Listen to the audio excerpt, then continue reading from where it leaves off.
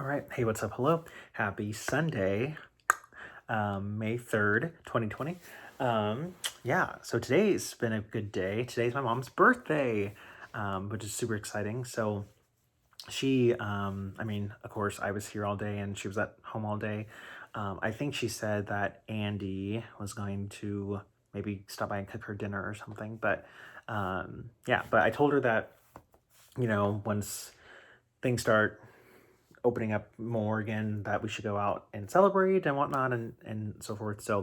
And hopefully we can celebrate more than just her birthday. I'm not going to mention what the other things are. Because I don't want to taint the feeling about it. So I'm just going to not name it for right now. But yeah, so that's 2020. She's 51 this year.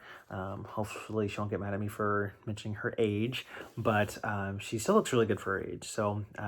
I've been told that her and I look a lot alike. But I think the more that like all got my hair goes and the lighter that it gets, probably won't be hearing as much of that. So yeah, what's really interesting though is that when my mom and I went to Minnesota for her to go to the Mayo Clinic, I convinced her to lighten some of her hair a bit, and it took a little bit differently than what my hair does. Like I have to put on a lot of bleach, like per dread, for it to like really like soak in and get all the color.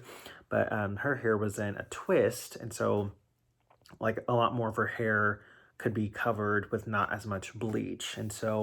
So when I first did it, left it on for the amount of time I would normally leave mine on for, and I think she hated it initially.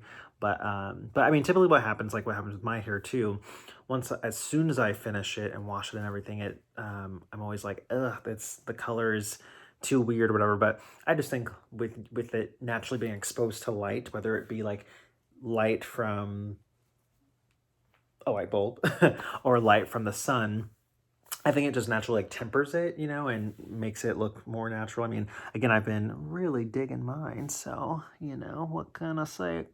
But she loves it now, and she said that a lot of people are giving her compliments about it too when she started showing up more at work and at church and everything. Um, but yeah, so I'm happy that today's her birthday. Blessed for her to see another year. I pray that I can see another year as well. Never know what can happen. But yeah, so glad that she's able to see another birthday. I'm planning to make some sort of like big social media post. I normally do to combine like her birthday with Mother's Day. It just seems to be what works best. I don't know, my social media style, like with Facebook, I always try and post. I mean, I really don't post that much anymore. And that's just because I wouldn't say I use Facebook as like my ultimate diary, but like with most people, use it to share like updates and everything. And so I want to share the big updates, and not so I can get more likes or anything, but I think if I were to be a frequent poster, I mean, there would just be a larger diffusion of the likes, I guess, if you will, or like reactions from people and feedback and whatnot. So I kind of just save it for like monumental moments. And so probably going to be, my mom's birthday, so that's Mother's Day. Probably going to be maybe at the end of the semester when I talk about finishing up classes. Maybe another one's going to be when I do prelims / do my defense. I mean, hopefully this all happens this summer and everything. So, it's all waiting to see what happens. So, yeah, but good stuff. I got a lot done of my to-do list today, which was good.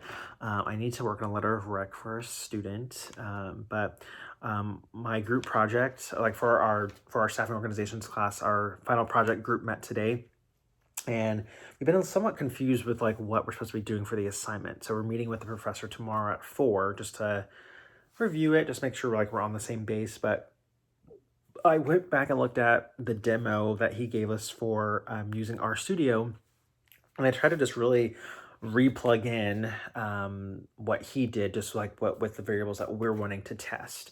And so I did that, and I forgot some things I learned in my statistics class, but essentially we like looking at the model over different variables. You know, there were two variables that weren't really significant. One was, but I said to my group, you know, even for the two that aren't significant, in which in this case they were interviews, because the company uses 4 interviews total for their selections process. But they were asking, like, the overall question was, what predictors in relation to work performance are not helpful, like not necessary. And so with 2 of those interviews, I specifically did interviews 1 and 4. For 2 of them, they both came back to be statistically insignificant. So their p-value was higher than 0.05. And so I told my group, I'm like, well, yeah, so we can't prove that having 4 interviews is helpful. We can at least for sure say from this data that interview 1, interview 4 it's not contributing anything additional that the other 2 interviews probably wouldn't be able to not get either. Therefore, decrease your amount of interviews, because the assignment involves us doing an analysis for what the company can do to save money on costs, on selection costs. And so the amount of resources it takes to interview someone, you know, there's the person interviewing, there's the resources attached to it, there's the interviewee either coming in to do the interview or participating via Skype, Zoom, or FaceTime or whatever, you know, so like those are costs. And so what are ways that we can help them save money? But yeah, I think we got a lot of good progress done today. I was able to do the plots, and so I just need to export those, and then put them into our main document and everything. And then we're gonna meet with Dr. Bradley tomorrow, and then I think we're gonna meet again on Tuesday, Wednesday, and Thursday, just to, I think, like, get her done and everything. So I'm in charge of the data analysis part, but I'm also going to do like some wordsmithing for the intro and conclusion, just to have it be cohesive and smooth together and everything. And yeah, we'll go from there. So crazy.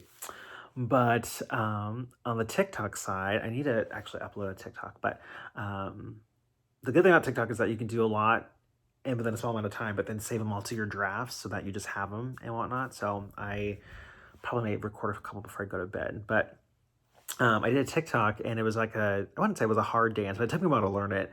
And there's a lot of steps involved, you know.